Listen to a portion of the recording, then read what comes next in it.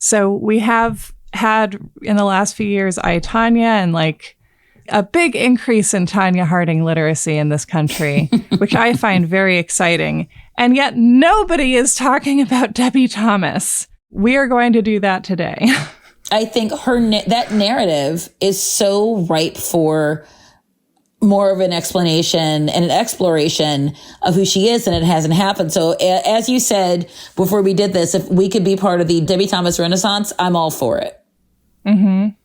Who is Debi Thomas and what is figure skating? Yes, Debi Thomas is a former American figure skater. She came in third with bronze medal in the 1988 Calgary Olympics. Her real competition was a woman named Katharina Witt, who was East German. They actually skated to the same music from Bizet's Carmen. Mm-hmm. She was also a former world champion skater. She was a former United States champion.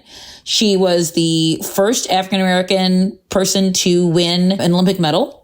A Winter Olympic medal, right? A Winter Olympic medal. Which is like, I remember reading that in Time when I was reading an old issue to read about Debi Thomas, obviously. And you're like, what? Right? That happened in 1988. So much of statistics about sports has to do to access.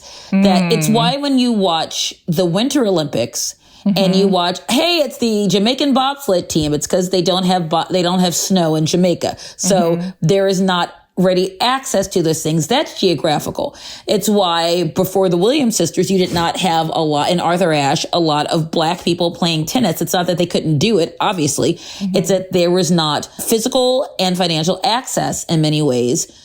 Figure skating is a Olympic and competitive sport, which involves literally skating figures on the ice. It is different than ice dancing, but it's close. It's a sport where individuals, pairs, or groups perform on figure skates on ice. It's in the Olympics, which is once again where many people only pay attention to it.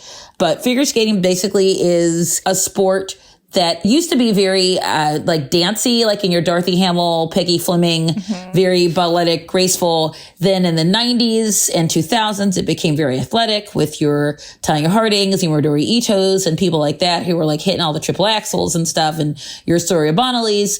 If none of these names mean anything to you, it's because these are people that have not been written about as well as they should have. And the sport can be very insular because figure skating is judged. Just like with some other things, people have decided that it's not really a sport because people understand sports in you had more points and you had less points, so the person with the more points won. And that they go, well, if it's something that's subjective, it's not really a sport. Also, I believe that people thought of that way, that even though there were obviously many male figure skaters, that people thought of it as feminized. So they decided that that was a way to dismiss it from not being a sport, just like cheerleading. Oh my God. Yeah. I mean, seriously, look at cheerleaders. It's terrifying what they're capable of. Cheerleaders could rule the world if they ever truly wanted to, which apparently they don't.